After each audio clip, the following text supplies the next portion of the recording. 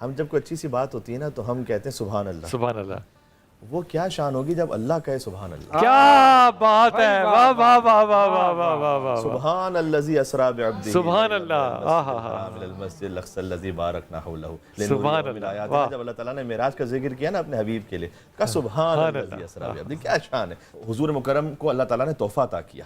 ہاں تو اس پہ روایت ہے سیب عطا کیا جو آپ نے وہاں پہ تناول فرمایا, جو آپ نے تناول فرمایا اور وہ نور یہاں منتقل سلام ہوا. اللہ آنے کا سبب بنا. یہ روایت حضرت عائشہ سے کہ واس یار واہ. خلقت من تفاحت الجنہ کہ بی بی فاطمہ کو خلق کیا گیا جنت کے سیب سے, اس لیے وہ تمام نسوانی عوارض سے پاک تھیں اور بتول تھیں, کیونکہ اللہ سبحانہ وتعالیٰ نے جنت کے سیب سے خلق کیا.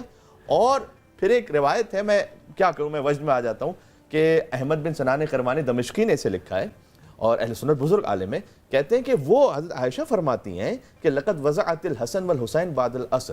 تو چونکہ وہ بتول تھیں تو اب امام حسن کی ولادت آ رہی نا 15 رمضان کا, حسن مجتبی علیہ السلام کی ولادت ہوئی عصر کے بعد, وہ صلت المغرب, اور انہوں نے فوراً مصلی بچھا کر مغرب کی نماز کو انجام دیا. اب اس سے زیادہ میں اس بات کو کھول نہیں سکتا. کیا بات ہے کہ اتنی وہ پاکیزہ تھیں کہ عصر کے بعد ولادت ہوئی اور فوراً ہی انہوں نے مغرب کی نماز کو انجام دیا. تو بتول ان پاکیزہ بی بی کا نام ہے, ان طیبہ طاہرہ بی بی کا نام ہے کہ جن کے ہاں ولادت ہو تو ان کی نماز بھی جاری رہتی ہے, روزہ بھی باقی رہتا ہے.